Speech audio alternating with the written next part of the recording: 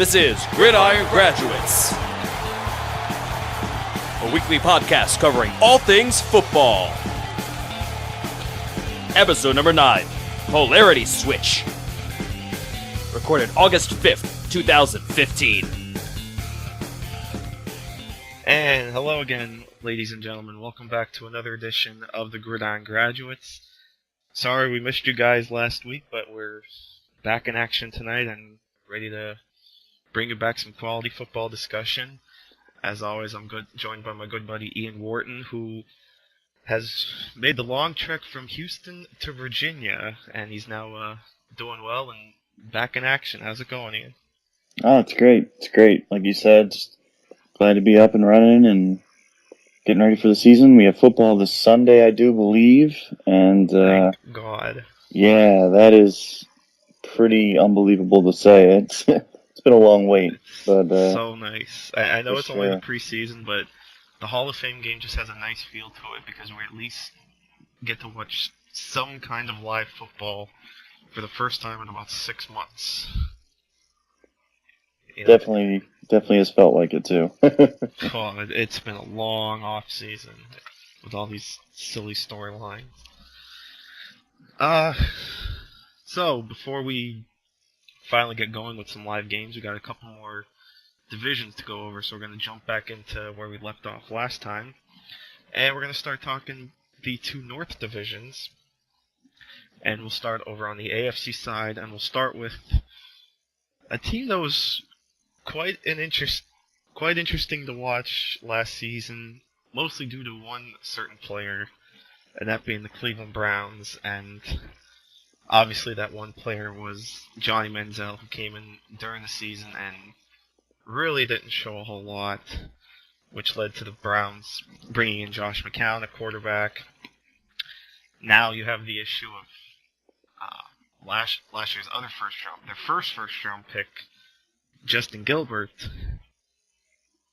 really, seemingly struggling in camp. I think, what's his name? Pierre Desir. He was getting some first-team reps, so yet again, seeming like another interesting season coming up for the Cleveland Browns, and not exactly in a good sense, right, Ian? Yeah, for sure. I can't sit there and really act like I'm surprised about Manziel, just because, I was really low on Manziel. I had a 4th-round grade on him coming out, and I can only tell you the feedback I got about that. I can imagine. I'm sure a lot of that came from down in the South, and especially in the area you were in when Manziel was coming out. That made it even better. Yeah. So I'm not familiar with Texas. I don't know how far Houston is from College Station, but yeah, it's a couple hours. But even if people were just really big fans of his, and I understand that. He was an amazing player to watch in college. You can't take anything away from what he did in college, but just so little of what he did in college, and so little that he does now, because he's basically the same player. Very little of that translates to NFL success. So I think we're going to continue to see him struggling. He just doesn't really have natural passing prowess in the pocket, and ultimately that's going to be what defines his career, in my opinion, because you've got to be able to maneuver in the pocket, and ultimately, you can buy time with your legs, and that's perfectly fine, but there has to be a balance of it. And if you're not able to win on 3rd down in tight situations, thread the needle on tough passes, those are the areas that Manziel really struggles, because he basically just relied on Mike Evans. And Mike Evans obviously had a fantastic rookie season. We're really seeing that I think Mike Evans made Johnny Manziel a better prospect than what he is or was at the time. And for the Browns, it's very unfortunate, because that's a franchise that otherwise it's a pretty strong roster, and ultimately I think really could be a playoff contender team if they even got average quarterback play. But it's really hard to see that happening between Josh McCown, Terrell Pryor even. I know some people are really still big fans of his, and then Johnny Manziel. It's very hard to see that team being a playoff team with one of those guys under center. Right. And yeah, I mean, I really like this defense. You know, their first round pick, Danny Shelton, was one of my favorite players coming out of the draft. You know, I love big, strong, athletic defensive linemen, and Shelton really fit that bill. You know, in fact, I was bullish on Shelton possibly going to the Bears with that first round pick because I thought Shelton could have been a real nice player for their new 3-4. But to go to a team like Cleveland under a defensive-minded coach like Mike Pettin, I think is really good for Shelton, especially in a division where the running game just really takes precedence with a lot of these teams. You know, you have Le'Veon Bell in Pittsburgh, Justin Forsett in Baltimore, Jeremy Hill in Cincinnati. So the run game is really prevalent in this division. So that's why I think Danny Shelton is going to be a real nice fit for this team. And even down the line, a lot of good players, a lot of good talent on this team. But as you said, this is another team that seemingly has a lot of strong talent, a lot of strong players, just are not able to figure out at the most important position, that being quarterback. And unfortunately, this is what's going to make them, again, one of the stellar teams in the AFC. You know, even with bringing in a guy like Dwayne Bowe in free agency, it's not like Dwayne Bowe has been anything flashy of late. And, you know, he had that one season of 15 touchdowns, but I think we've kind of started to see that's been a little bit of a fluke. Now he goes to an even worse quarterback situation. You have to wonder how he's really going to fit in and how the rest of the receivers are going to step up with the loss of Josh Gordon for the rest of the season. You know, you could argue their best receiver is Andrew Hawkins. So it just looks like another struggling offense. Even though I'm a fan of their offensive line. You know, Joe Thomas obviously is one of the best left tackles in the game. I thought Joel Bitonio had a real nice rookie season. Again, was another one of my favorite players from the 2013 draft. Alex Mack at center, even Cameron Irving, who can really play all 5 positions along the offensive line. We saw he played left tackle at Florida State, eventually moved to center. Could be the center of the future if Alex Mack decides to leave after this season. So I think they have some pretty good depth along the O-line, but it just all comes back to the fact that they have a guy like Josh McCown, who, that contract was ridiculous too. I mean, $5.25 million guarantee or whatever it was to someone who had one good season under a quarterback guru of a coach. And then he face planted in Tampa Bay and you're going to give him all this money at quarterback. There's a reason why the Browns are the Browns. So it's unfortunately to watch for such a historic franchise, but you know, this is what we've become accustomed to with this team.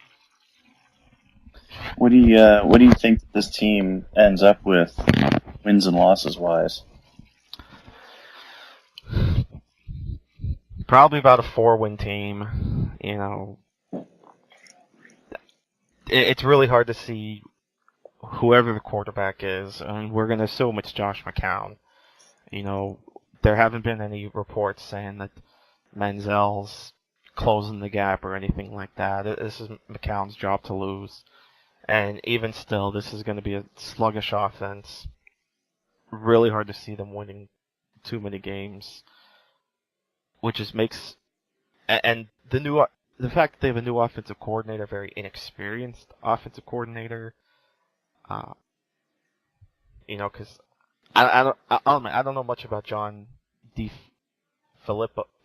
I'm not even sure how to say his last name. That's an issue too, and it just goes to show. It just goes to show how amazing work Kyle Shanahan did last season as offensive coordinator, making this offense look somewhat reasonable. And there was even a time, you know, this Browns team, I think in week 10 or something, was actually sitting in first place. So, but I'll say 4-12 overall for the Browns. I don't think they're going to do a whole lot better than that. They won a lot of close games throughout the season last year, and yeah, they did have really bad quarterback play with Brian Hoyer, but Josh McCown I don't see being any better. I don't see Johnny Manziel doing any better. Terrence West is apparently overweight, not looking good so far. Duke Johnson's already been banged up a little bit. Yeah, obviously we'll see if that continues, and hopefully not. Hopefully this is a healthy team. It's a team that just continues to have injury issues. But ultimately, I just don't see where the offense is coming from. And their wide receivers are pretty bad. Like you said, Andrew Hawkins or Taylor Gabriel may be their best receiver. And honestly, that's pretty embarrassing. I mean, Hawkins is a nice player, but he's more of a shorts and t-shirt guy than he is football player. Mm-hmm. He looks really good on those little highlight videos, but that doesn't translate to Sundays. And Taylor Gabriel's like 5'8", 165 pounds. Like he's not anything more than a slot receiver. This is a really a team that they have a playoff chance if they have the right quarterback, but their quarterback play is so lacking. I just think they're going to struggle. I think they're going to get 5 wins, 5 to 6, but I really wouldn't be surprised if they're one of the worst teams in the league again with, maybe 3 or 4 wins. It's just one of those things where it's a quarterback driven league. And once again, they have one of the worst 4 or 5 quarterbacks in the NFL. Mm-hmm. And then, so after that, I think we both agree they'll bring up the rear. Let's go to the Pittsburgh Steelers, who missed the playoffs last year. Highly explosive offense, obviously. Even losing Le'Veon Bell for a couple games, I think this team's going to be fine. Whenever you have Ben Roethlisberger, Sammy Coates, who's just added in the draft, obviously Antonio Brown is fantastic. Marcus Wheaton, Martavis Bryant, Heath Miller, that offensive line is really good. This is a team, I think, that a lot of questions defensively. You don't know what's going on the defense. Who's going to be starting at outside linebacker? Who's starting at cornerback? Probably besides Brandon Boykin, which is a great pickup for them. This is a team with a lot of questions, a lot of new faces on the defense. That's kind of exciting, actually, because they needed it.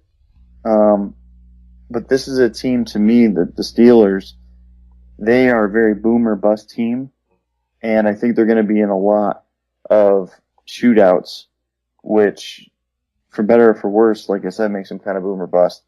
I think this is a team that probably, I think they surpassed the Bengals this year just because their offense is so explosive.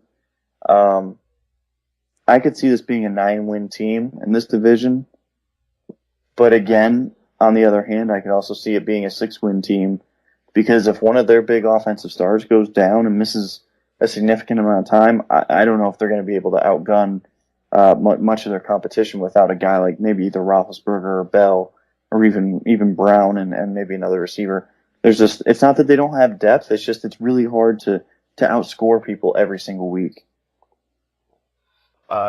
Just to save you quick from a little bit of backlash, I don't mean to correct you, but the Steelers won the division last year.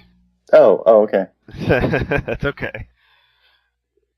And I guess it's easy to forget because they were one and done in the playoffs, but yeah, they did wind up winning the division on that last game against the Bengals. But yeah, this offense looks like it is going to be one of the most explosive offenses in the National Football League. You talked about the offensive line, and even when we talk this offensive line, we don't even have to talk about the players themselves on the offensive line. They've got a great coach in Mike Munchak,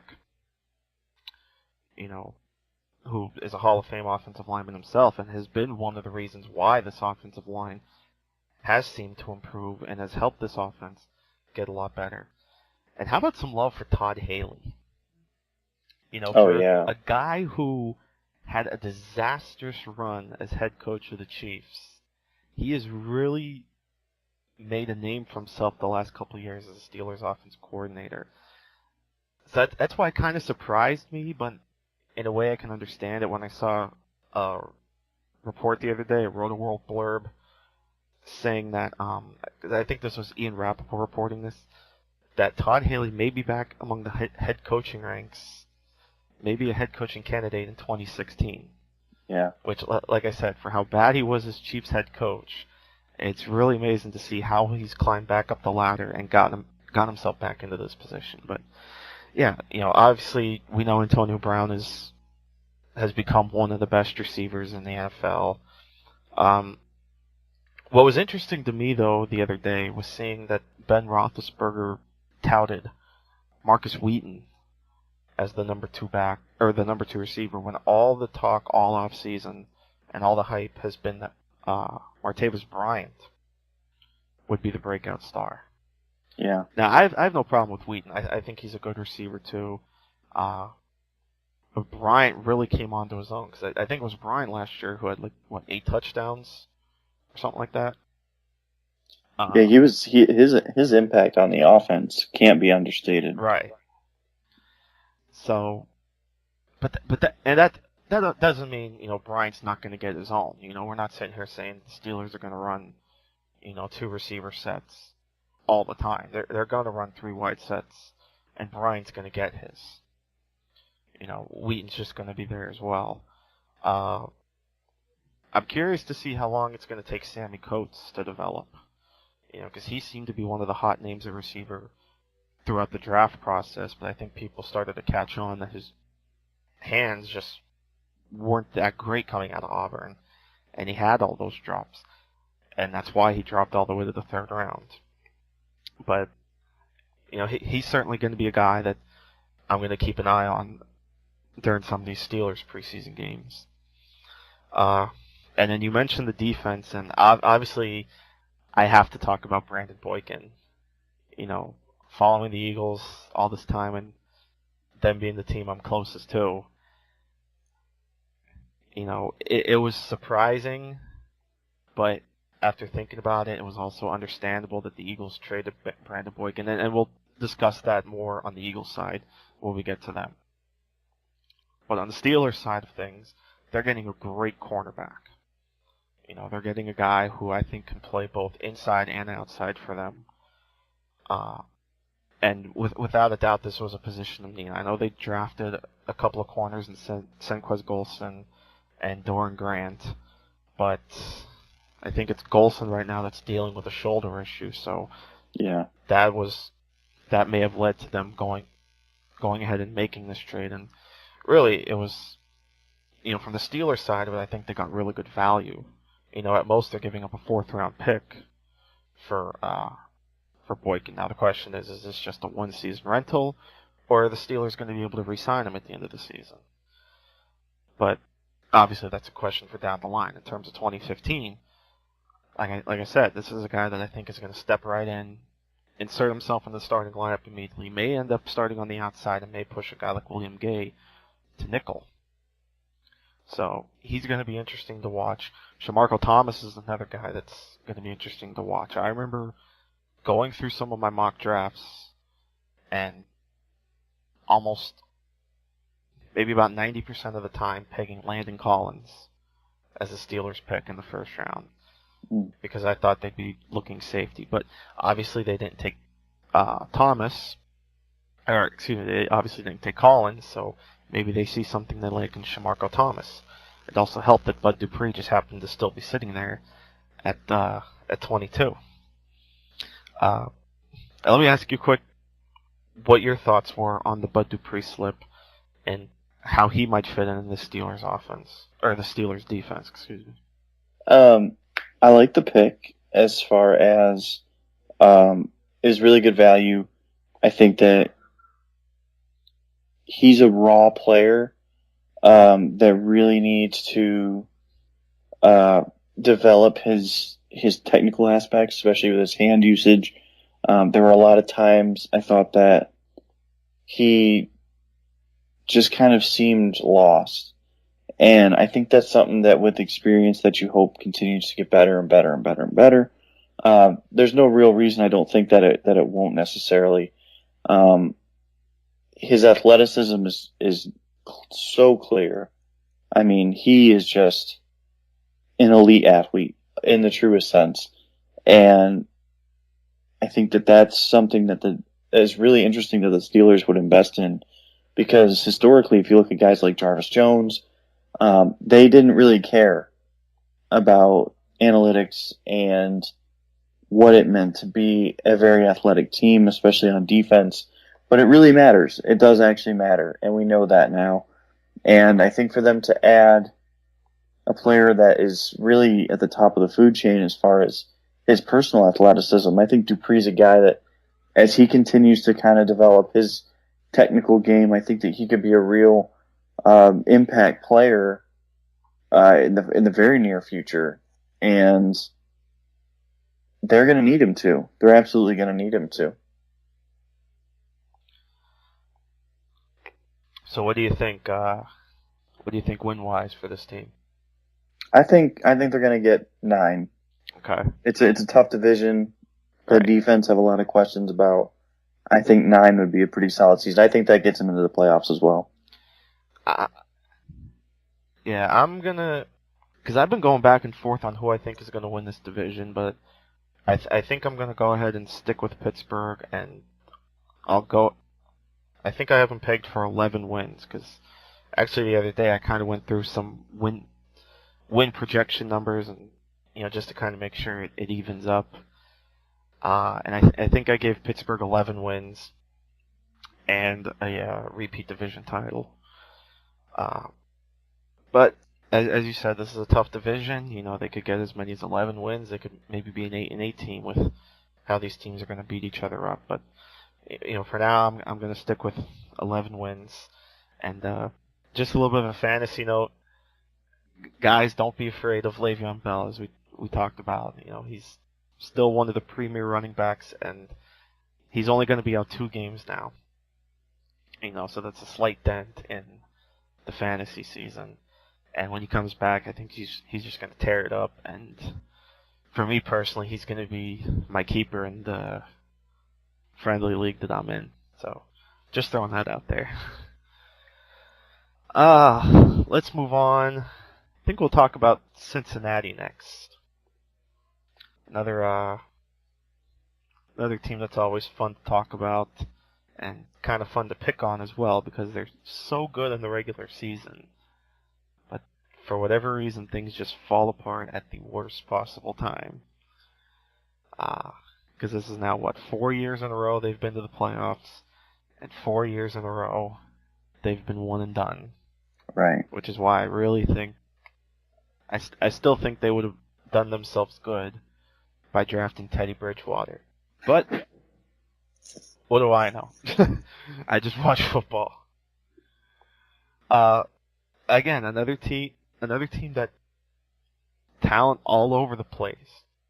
Could be one of the deepest rosters as they've had been in a couple years, for the last few years, in a lot of key positions. They have strong receivers. Got a good up-and-coming tight end in Tyler Eifert.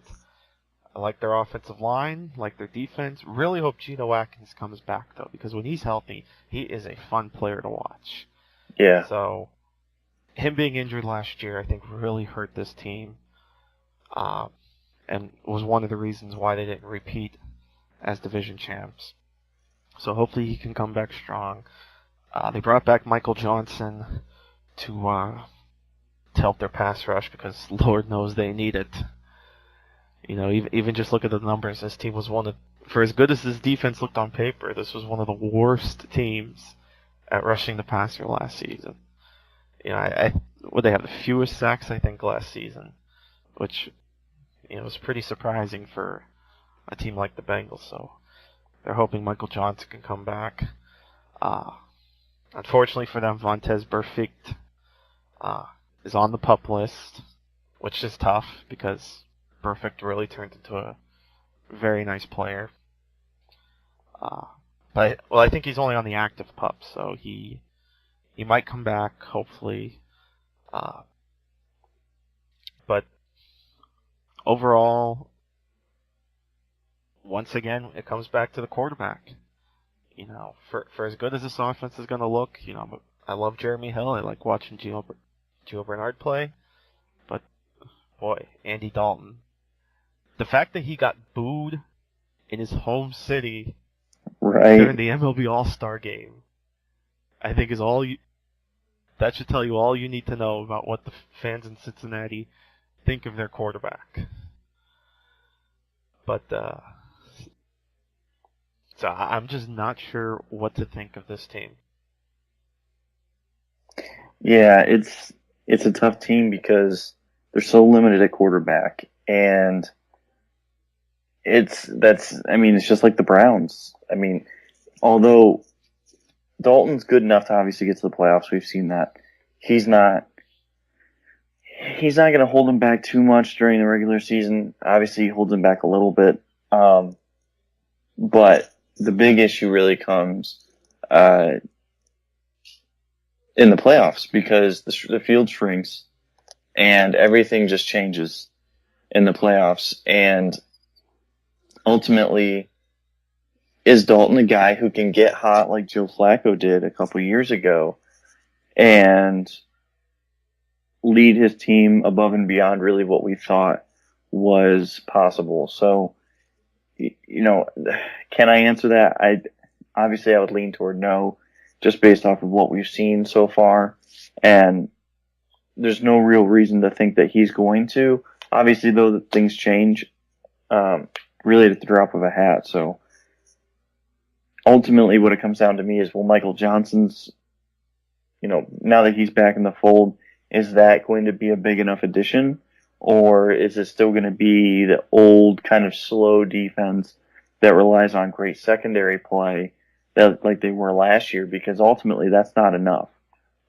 As much as I love secondary guys, you can't have a defense built like that. You've got to create pressure and you've got to be effective in that way. So, ultimately, I think I see a team that's just going to continue to kind of tread water right around mediocre until they basically, find a different quarterback or overhaul, or, maybe not overhaul the roster, but continue to bulk up on defense and add more dynamic rushers. They could get away with a lot more stuff, I think, if they had a better quarterback, and it's just kind of tough because Dalton's so average. So I think this is an 8-8 team. I think they're clearly behind the Ravens. And I do think that the Steelers are going to be a little bit better than them. Just because at least the Steelers have something to lean on with that great offense. Cincinnati, they've been treading water for so long that it's hard not to feel a little bit down about them. Mm-hmm. And you know this as well as I do. One of the worst positions for an NFL team to be in is to have an average quarterback and just be stuck, just getting into the playoffs and having those early losses, because you never feel like you're going to get over that hump, and you're never in a position that you can get one of the top quarterbacks. Yeah. And so while it's nice to say that you've been in the playoffs all these years, these early losses obviously come back to bite you. And again, I go back and say it would have been real nice to see the Bengals draft Bridgewater. It could have given them an easy way to get rid of Dalton. If anything, at least the contract is team friendly. If they ever want to move on from Dalton, they can. But at this point, they can't because they don't have much behind them. Right. How much faith can you put into a guy like A.J. McCarron? So they're just kind of, you put it in a good way. They're treading water. They're just trying to stay afloat. And, the ship's not sinking, but it's not exactly moving anywhere. I'm gonna I'm going to say 9 wins for the Bengals. You know, again, for as much as we bash Dalton, yeah, he does perform well enough in the regular season. You don't just luck into 4 playoff appearances in a row. Right. Especially in a league like the NFL, where it's actually tough to make the playoffs. Not in the NBA, where 6 games under 500 is good enough. So he'll and obviously the talent around him is good enough as well. But the division is really tough. I think these teams are going to beat each other up, and I agree. I think Pittsburgh looks like a better team, and I think Baltimore looks like a better team, and I think that postseason streak actually comes to an end because I think there's a couple other teams outside the division that I think have a better shot at snagging a wild card than the Bengals. I do want to mention quick though, one of the things I found interesting with the Bengals draft was that they went tackle with their first 2 picks. Probably looking ahead to the future because I think Whitworth is a free agent after the season, as well as Andre. I think both tackles are free agents after the season, Whitworth and Andre Smith. Cedric Ogbuehi was a favorite of a lot of people before he got hurt and struggled a bit his senior season, but at least for a team like the Bengals, he can kind of redshirt this season, learn a little bit, and be ready to go for 2016. And then Jake Fisher could be a nice swing tackle early on. So I guess that leaves us with one more team in the North. Yeah, the Baltimore Ravens. Obviously, this is a team that I really like this team just because I like how they play. So, I just respect them because they're always willing to play their game. It doesn't matter who the Ravens are playing that week. They're going to impose their will against you, and they are a very physical team. And I really respect that about them. And I think that they're not an overly talented team as far as where they are on offense right now. They don't have a great receiving core. Justin Forsett is still kind of like a third string running back that just happened to have a big year because of a great offensive line. It's not really meant to be as harsh as it sounds. It's just he didn't really change so much as their offensive line is just incredible. Mm-hmm. So, this is a team that I really just enjoy to watch just because they're so effective at doing what they want to do. Defensively, they're obviously really good. They have a great defense. Tremendous front seven, creates a ton of pressure. Those guys are getting a little bit older. Elvis Dumervil, Terrell Suggs. But, there's no reason to think that they're going to really slow down at any point this year. The secondary seems a little bit stronger. I have concerns a little bit about cornerback. Outside, Ladarius Webb wasn't great last year. Jimmy Smith is fantastic. Yeah, I was going to say, outside your boy Jimmy Smith. Yeah, he's fantastic, but he also struggles staying on the field. So, you always have questions about that. So, this to me, I think they win the division. I think this is a team that I like defense, and I think that that's something that you can bank on a weekly basis, always being there. And I think offensively, they've got just enough. I think that we'll see Brashad Perriman. I think he'll have a nice season as a rookie to provide that deep threat without Torrey Smith there now. I think this team hits 11 wins. And I think this is going to be one of the better teams in the AFC, and maybe the second or third best team in general.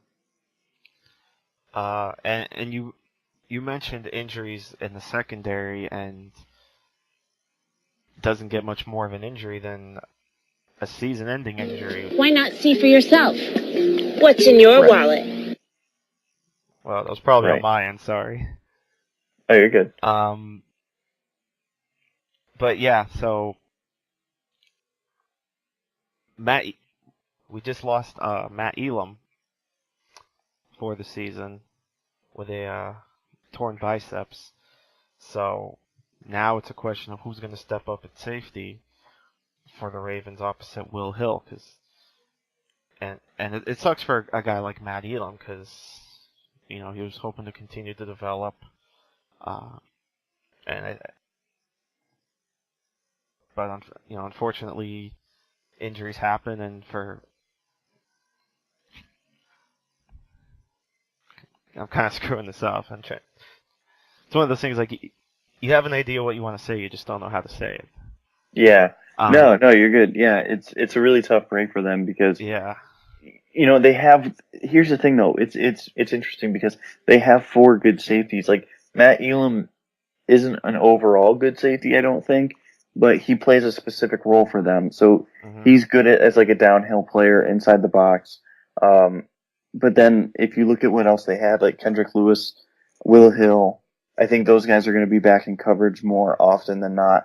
Then you're going to have a guy like Elam in the box, and then Terrence Brooks is more of a coverage guy as well. So it kind of, although they probably lost the least talented player of that group, they probably also lost the only versatile player, or I shouldn't say versatile. I should say the player with that one skill set that kind of separated him from the pack, Right. more so than anything else. But yeah, overall, I think this is a really good team, and without a doubt, they're going to challenge for the playoffs. What's your win total on this team? I'm thinking. I really would like to know if that probably a tab I have up that's making some kind of. But in any event, I'm going to say 10 wins. I'll go ahead and say 10 wins for the Ravens, and probably going to challenge for the wild card. I'm thinking it might be between them and Miami. Yeah. For the, one of those wild card spots if Baltimore doesn't win the division, and certainly I wouldn't be surprised if they win the division. It's going to be a knockdown, drag-out fight between them and Pittsburgh, and it's why I'm excited that their second game against each other is in Week 16. The division might be on the line in that game. It wasn't as fun last season seeing both games between Pittsburgh and Baltimore played in the first half of the season. Right. That's no fun. A game like this should be a late season game every season. If only that was possible. If I could, I'd make Pittsburgh Baltimore in Week 16 or 17 almost every season. So that's going to be fun to watch. I think that what's also interesting for the Ravens is the fact now that Mark Trestman is offensive coordinator, which could bode well for a guy like Justin Forsett. Obviously this is a guy that, not necessarily came out of nowhere, just, because he had always been a decent running back, but had just been kind of floating around and, had always been in a backup role, and comes to Baltimore and gets thrust into the starting role, and 1,200 yards later, he gets one of the biggest contracts of the running backs this offseason. Right. But now he gets an offensive coordinator, Mark Trestman, who helped Matt Forte catch 100 passes in 2014. Now, I'm not saying Justin Forsett's going to go out and catch 100 passes, because that's very rare when it comes to running backs. But a number like, maybe 60, 70 is pretty reasonable for Forsett, in this kind of offense. And they are going to continue to run it. And that's another reason why he's probably not going to catch 100 passes, but he's still going to get his touches because Trestman's going to continue to run because, I think he said the other day he's going to kind of stick with what Gary Kubiak had been doing from last season when he was offensive coordinator. So it's going to be interesting to watch this team and kind of watch how they replace Torrey Smith probably going to do it with Rashad Perryman. Yeah. And then obviously Steve Smith is, the ageless wonder, just continues to produce, even, for what was he, 34 now or something. So just fun to watch him continue to produce, and overall should be a fun team. And like I said, them and the Steelers battling it out, going to be fun to watch as always. So, I guess to quickly review before we jump to the NFC while I bring up the other teams. So you've got Baltimore winning the division, and then I guess Pittsburgh, Cincinnati, Cleveland. I'll go Pittsburgh, Baltimore, Cincinnati, Cleveland. And so I guess with that, we'll move on to the NFC North, which, like the AFC North, could be a very, very tough division as well, and very exciting division to watch. I think another division where three teams will all possibly be in the mix for the playoffs. The one team that probably won't be in the playoff mix will be the Chicago Bears. And unfortunately, one of the reasons is because their quarterback is a guy that just doesn't seem to care and is arrogant, and no one seems to like him anymore. And they no longer have the quarterback guru in Mark Trestman as head coach. But as I said earlier, I thought the Bears would have been a nice fit for Danny Shelton. Obviously didn't go there. They went with Kevin White, who was battling an injury. But you still have Alshon Jeffrey. Marcus Wilson was still a solid receiver. No Brandon Marshall, though, of course. Traded him to the Jets. Eddie Royal, though, staying on the subject of receivers, I think is one of the more underrated signings in all of free agency. And I think might quietly have a good season in Chicago, filling that Earl Bennett role, and may even do better at being Earl Bennett than Earl Bennett did. But unfortunately, the defense, I think, is still a work in progress, especially considering they're switching now from a 4-3 to a 3-4. So it'll be interesting because, as we've seen, teams that make those transitions, not traditions, tend to struggle a little bit in the early going as they try to get the personnel in. Overall, I think, they were a disappointment last year. They might be a bit better, but probably not yet in a position to even compete for a wild card, let alone a division, and with how tough this division is going to be this year. And the Bears are really interesting because I like what they did this offseason. I thought they plugged gaps and filled some needs with veterans, and then tried to build a little bit of roster depth through the draft. And obviously, whenever you do that, you do have to have the caveat that, look, when you're acquiring a lot of guys through free agency, their talent is somewhat limited. You're not going to necessarily get, unless you're getting like Ndamukong Suh's or like three different positions, like you're probably not going to transform your defense or offense. But that's okay. I mean, this is a team that is competitive, and with Adam Gase in the mix, John Fox, he's good with veterans. Gase is a pretty good offensive coordinator. I think that he's going to do well away from Peyton Manning. I know that a lot of people, I think, put Gase down because he works with Manning, but right.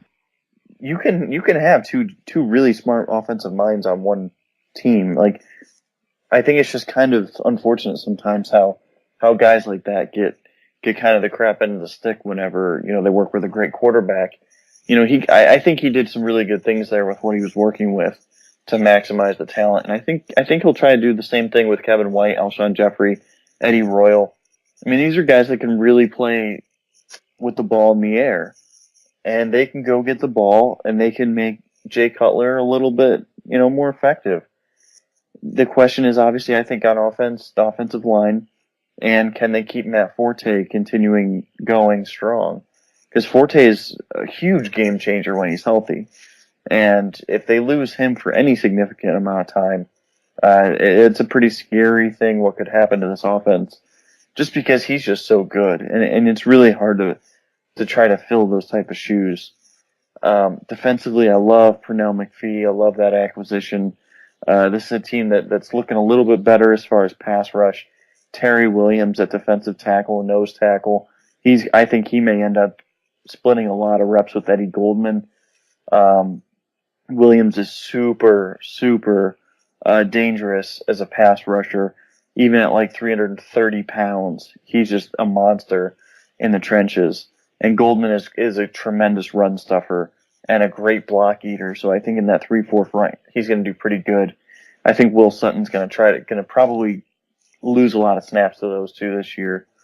Obviously, I mentioned McPhee in a full-time role. That's pretty exciting. Lamar Houston, if he can get back into his 2012, 2013 type play caliber, he's a really dangerous player if he's going to be in that mold.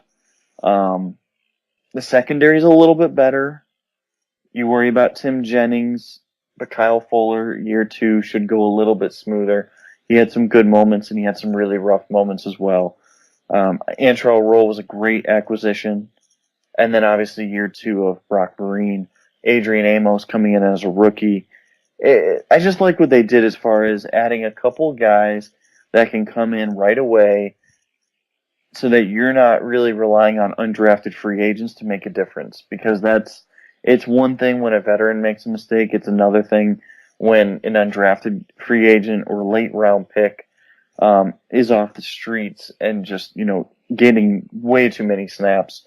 At least a veteran, I think, can have a little bit more reliability, even if they're not overly good. Like a guy like Mason Foster isn't overly good, or Tim Jennings isn't overly great anymore.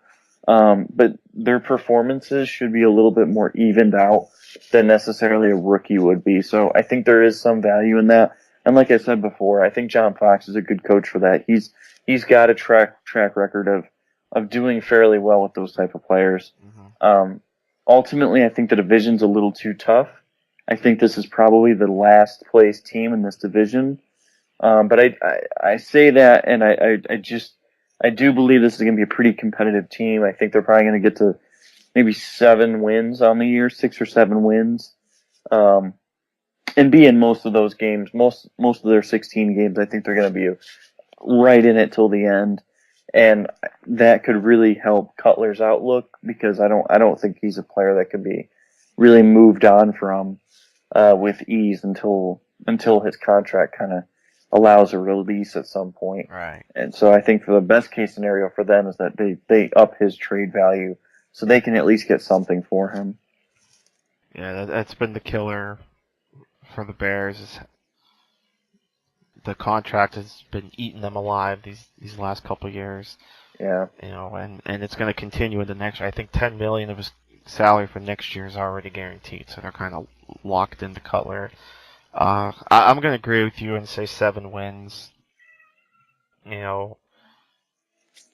have the talent. I think they definitely could win some games, especially out of the division. Maybe steal a couple within the division, but like you said, the division looks like it's going to be so tough. Green Bay's arguably the best team in the NFC. Minnesota is a rising team.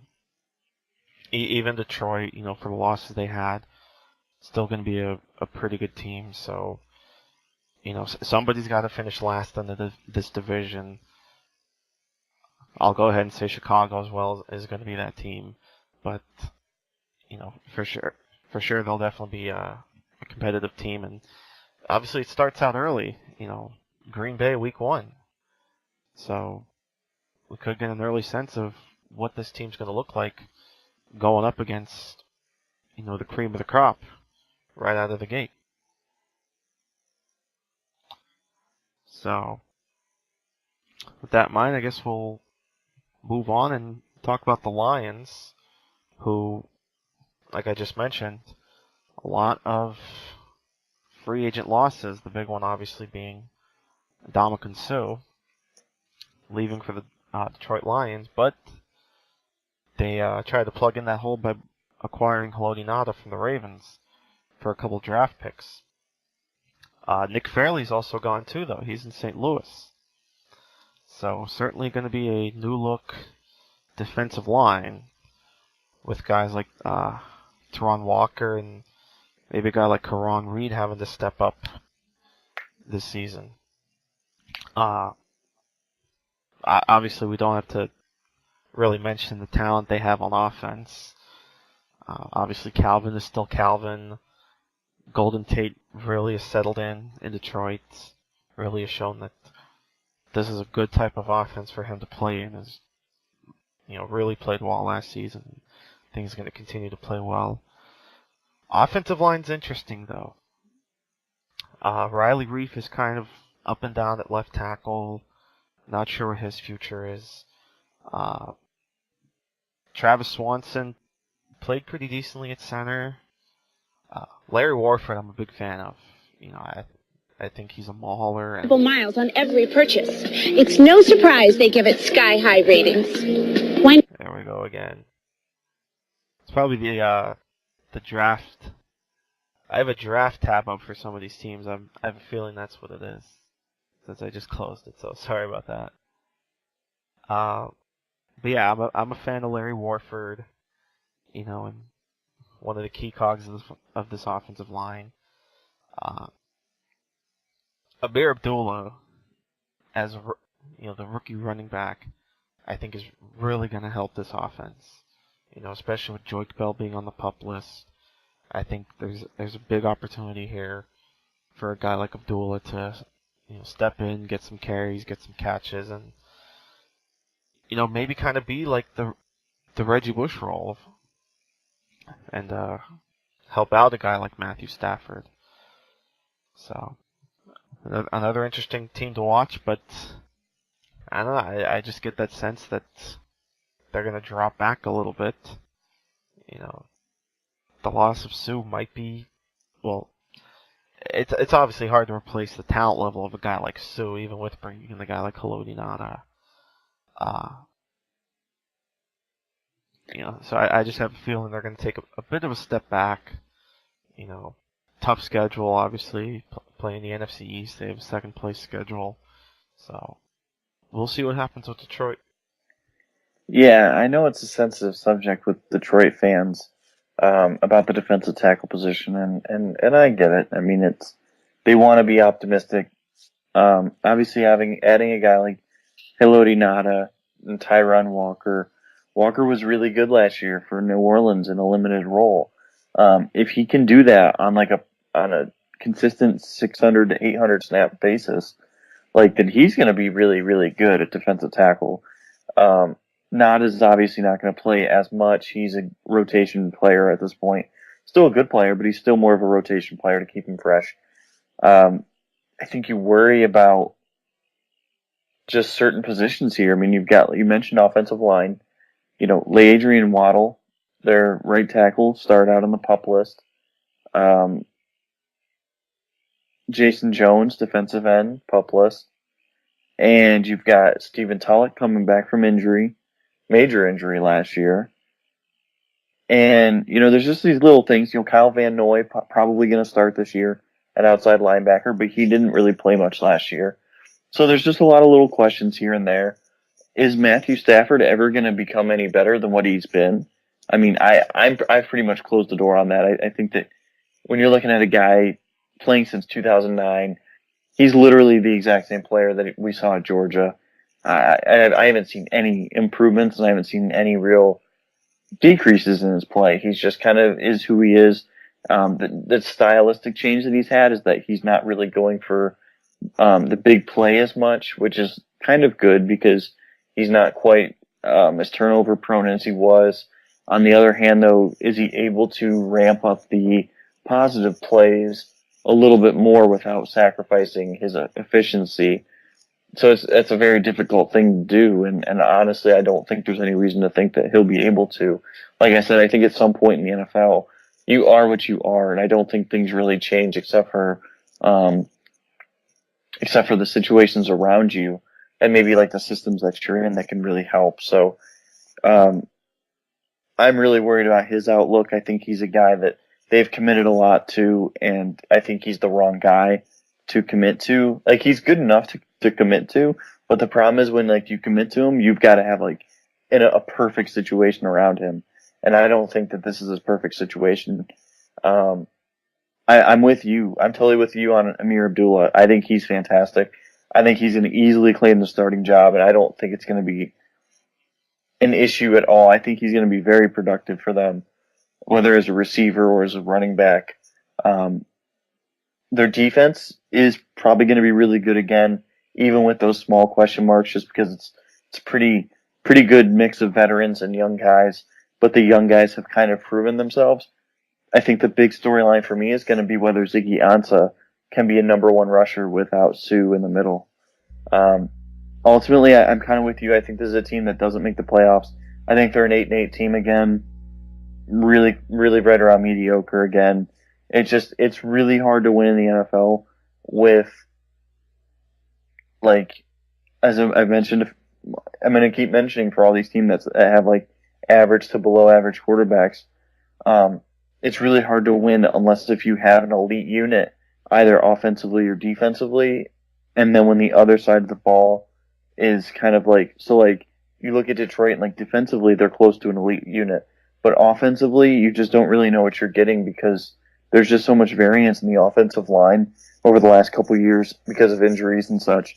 And then Stafford, with Stafford being the way he is, it's just hard to really predict, or at least predict or project him ever improving. And if he doesn't improve, I'm not sure. I just don't see how this is a team that's going to beat the next two teams that we're going to talk about. Obviously, it'll be the Packers and the Minnesota Vikings. I'm not sure that this is a good enough team overall to match what those other teams offer. Right.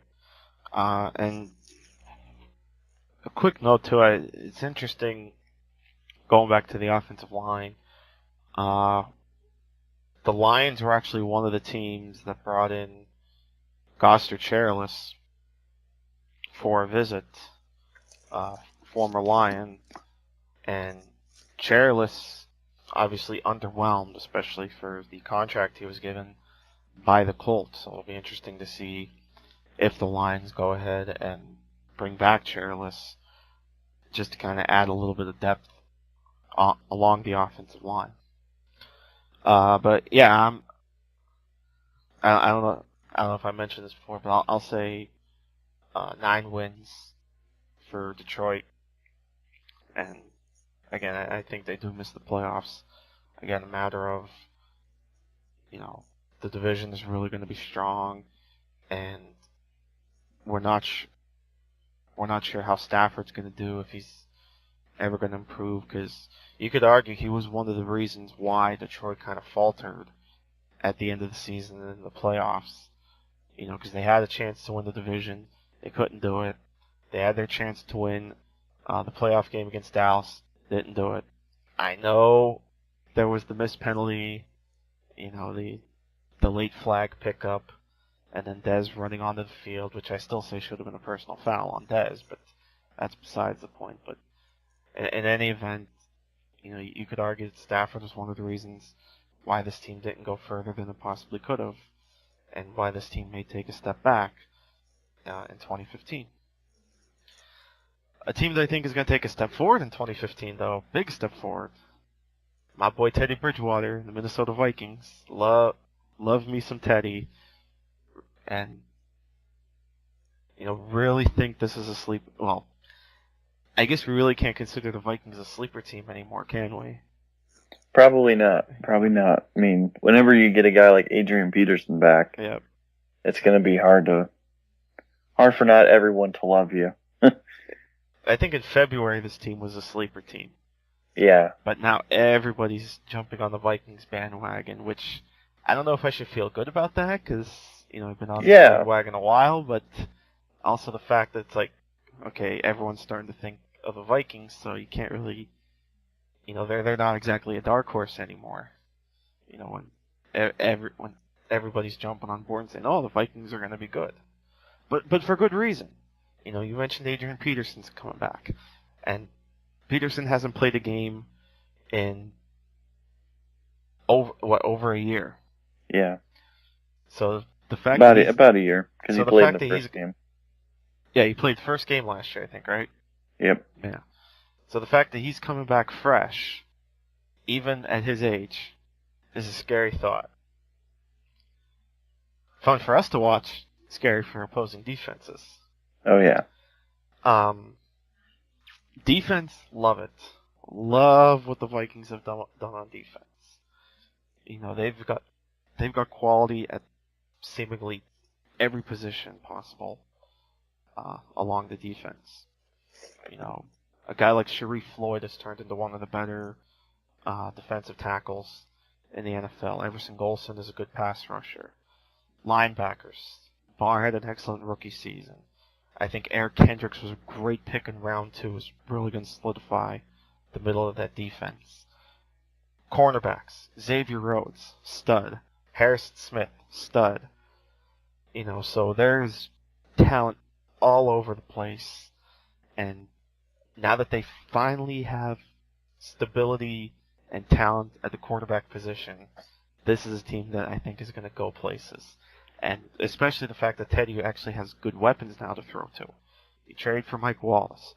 Charles Johnson became one of the surprise players late last season. You hope that Cordell Patterson bounces back after a majorly disappointing sophomore season. So if they can get really anything out of Patterson this season, I think that's gravy for the Vikings. Kyle Rudolph. I really hope this kid stays healthy because he's got talent to burn. The kid just cannot stay on the field, and that's a shame because, you know, like I said, I think he could be a really good tight end, especially for a quarterback like Teddy. So hopefully he stays healthy. The key, I think, for this team, particularly the offense, is the offensive line, specifically Matt Khalil. Because you know, I know, everyone knows, Matt Khalil was terrible in 2014. I don't know what happened from 2013 to 2014, but Khalil was just bad. And that's one of the reasons why the Vikings only won 7 games, which obviously was an improvement on 2013. But if he doesn't improve, that's what's going to kind of set this team back. Because the rest of the offensive line is good. You know, Brandon Fusco is a good guard. Phil Lodeholt is one of the best right tackles in the NFL, and obviously the guy's a monster. You know, at about 6'8", 340. So, like I said, if Khalil can improve his game, the Vikings are a dangerous team in 2015. Yeah, and unfortunately the early word hasn't been too good in training camp, and obviously it's what happens in training camp is going to matter really very little here in the next 2 months once football is actually back. But it's not promising to hear that David Yankee has been given left tackle snaps because injuries behind Khalil and Khalil just not being very good. So, you know, ultimately, I agree. I think he's really the key for this offense because Peterson's going to be, I think he's going to be fine. I think he'll be great as always, at least for another, maybe this year and maybe next year. Until we see anything different, it's just so hard to ever think that he's not going to be great. And obviously we both love Teddy Bridgewater. I mean, I love him too. So, you know, I think this is definitely a team that is not only a candidate to be the most improved team, but I think a dark horse candidate for like a Super Bowl type run. Although I don't think they're like a serious Super Bowl contender, if that makes sense. Mm-hmm. Like, if I get what you mean, yeah. They're kind of like the Ravens a couple years ago, like where like the Ravens, everything went right, and then they end up winning a Super Bowl. Like I don't think this Vikings team is that ready because so many of their key players are young, and they're not quite ready yet. But they've got the makings of that type of team, and I think this is the wild card team out there. I think this is the NFC's wild card team. I think they can probably sneak in with 9 wins. I think that might be able to do it.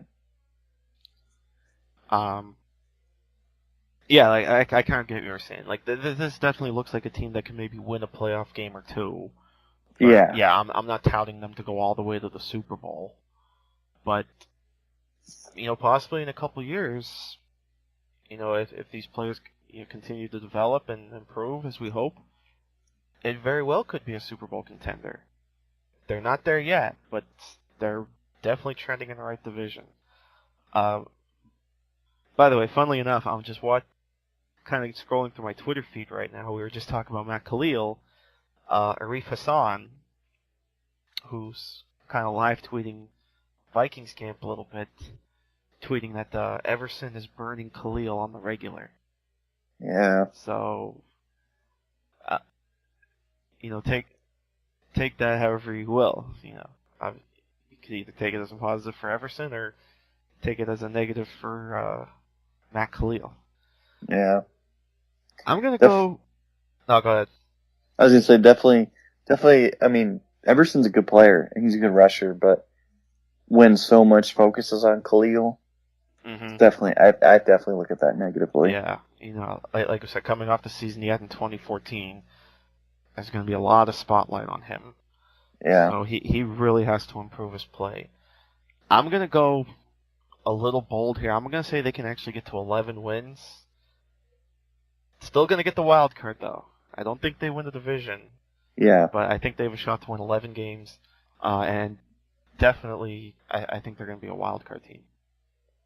Because they just have so much talent around them. I mean, my goodness, this team made the playoffs with Christian Ponder at quarterback. Right. And they won 10 games that season. Right. I mean, and that was when Adrian Peterson was, God on earth. Almost 2,100 yards coming off a torn ACL. Now he's coming off, essentially a lost year in 2014, but without an injury. So, I'm really excited to watch how the Vikings do, and we all get to see them on Monday Night Football to start the season. So, I'm excited to watch that. So that leaves one team, and boy, we talk about how us as fans thought this was a long off season. I can't imagine how long this off season was for the Packers. Literally, yeah, no joke. literally about 5 minutes away from winning at Seattle and going to the Super Bowl, and then things just crumbled right in front of their eyes. I can't remember ever watching.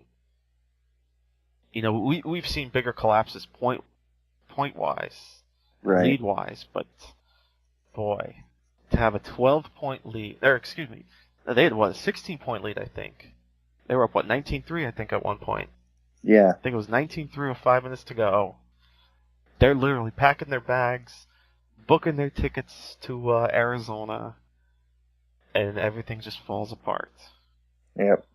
And there's just so many examples of just really bad decisions by players and coaches just throughout the entire game. Mm-hmm. And had one of those things gone the right way, and really you could point at like the interception that happened, Mike McCarthy's decision to constantly go for field goals instead of touchdowns, like the onside kick. The onside kick, like all these little things, and it's just like, I mean, I don't feel bad for Packers fans with how much success they've had in my lifetime, but I almost want to feel bad for them, because like that was a really brutal way to lose. That was just sick to watch. Yeah, and like you felt it coming too. Like everyone was like so close to turning off the game at that interception, and then you just almost felt it because this team has struggled in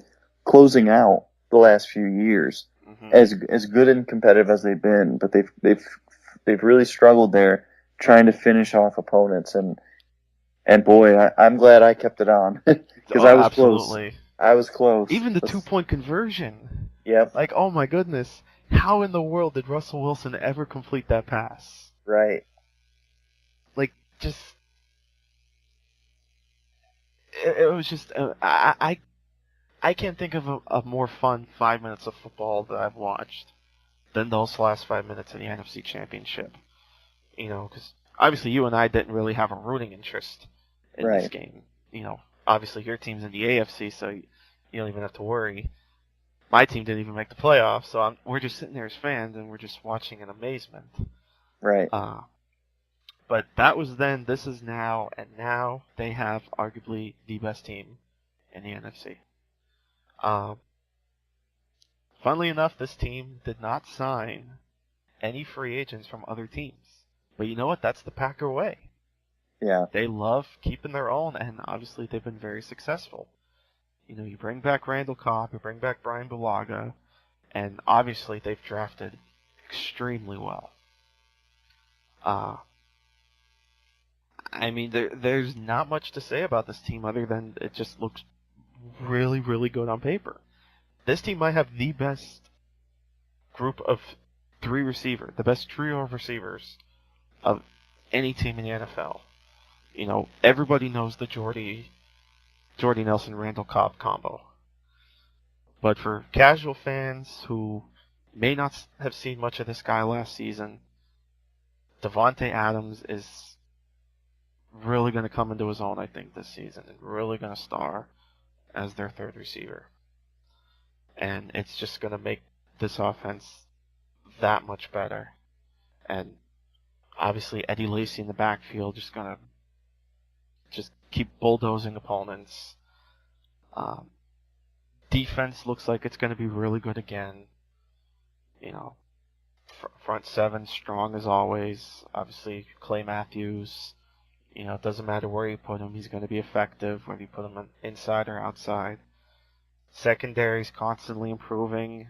You know, they even went out and drafted Demarius Randall, who, I mean, we're not sure where he's going to play initially, but he's certainly talented enough that he can help just about anywhere. This is a strong team. You know, it's really hard to say anything else. I think this is the best team right now in the NFC. Wow, I mean, that's definitely offensively, I'm definitely with you. The only question I have on offense is tight end. Andrew Corliss had some things happen to him this offseason. Yeah, I caught that story earlier today. That was unfortunate.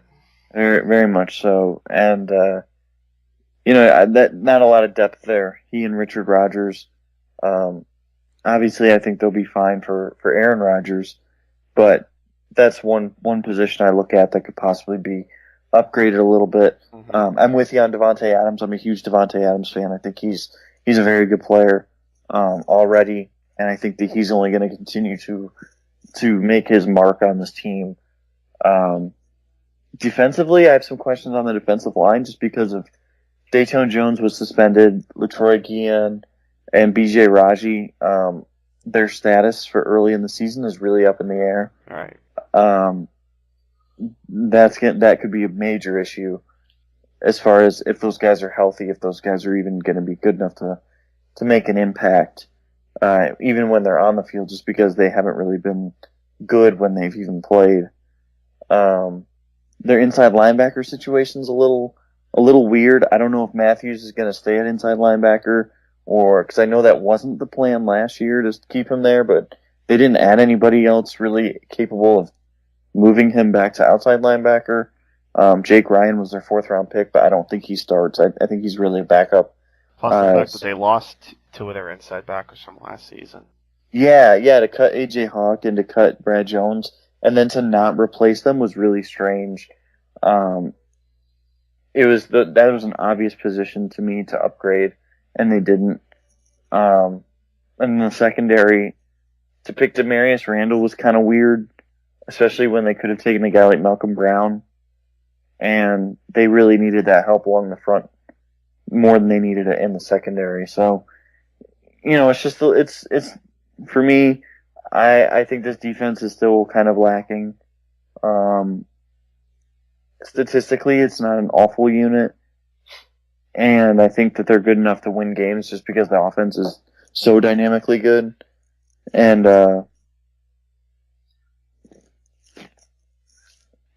ultimately, I mean, this is obviously a team that's going to win a lot of games. I think we're probably. I'm with you. I think this is probably going to be one of the better teams in the league. You could probably ballpark. I mean, I don't know. I tend to be a little bit more conservative with like wins because it's hard for me to predict like 13 wins for a team. So I'm going to go with 12 wins for the Packers. But they're one of those teams though that when they get hot, they're just so good. Mm-hmm. So like 12 almost seems maybe not enough. And so I'll just put it at 12 because you never know what happens. And I really feel like there's a lot of parity in the league right now. So I'm just going to go with 12. Yeah. And I feel pretty good about like them being right around that mark. And I'm with you there. I picked them for 12 wins as well, but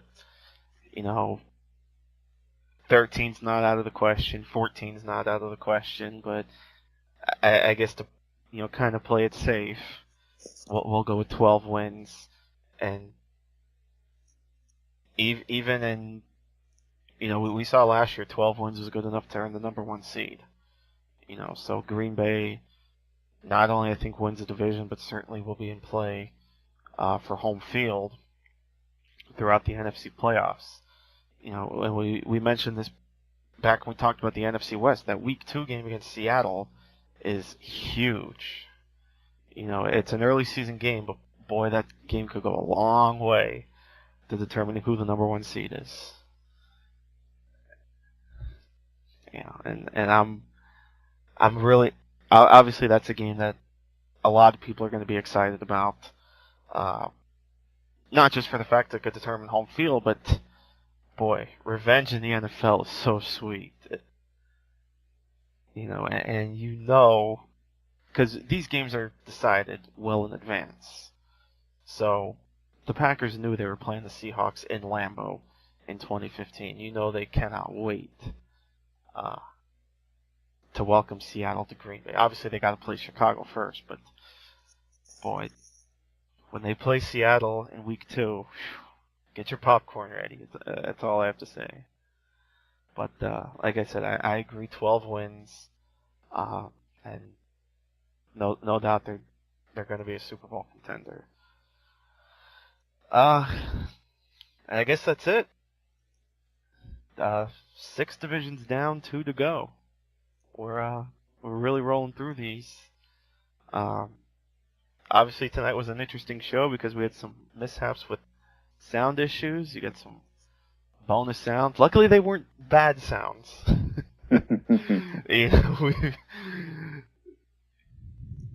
So some people may have gotten in trouble for certain sounds, but luckily these sounds are okay. They're probably commercials of something. But slight technical issues. Hopefully people can get past that and enjoy the show. And when we come back, we'll talk about the last 2 divisions, including the defending champs. So, anything you want to say before we head out? No, we're almost here. We're almost there. We're almost in football season, and enjoy training camp reports. They're a little ridiculous, but I'd rather have this than not have this, I suppose. Without a doubt. We enjoy the other sports, but there's nothing like sitting and watching football on a Sunday, and so we're just so glad it's finally here. Like I said earlier in the show, it's just so nice to know that we're actually gonna have live football to watch this Sunday. Yep. So with that wraps up the North divisions. Next time, like I said, we'll talk about the last 2 divisions, the NFC East and the AFC. So until next time, for Ian Wharton, I'm Bill Rossetti. Hope you guys enjoy the show. Remember to listen to us on iTunes or Stitcher or however you're able to reach us. Comment, let us know what you think, and we'll see you next time right here on the Gridiron Graduates. Until then.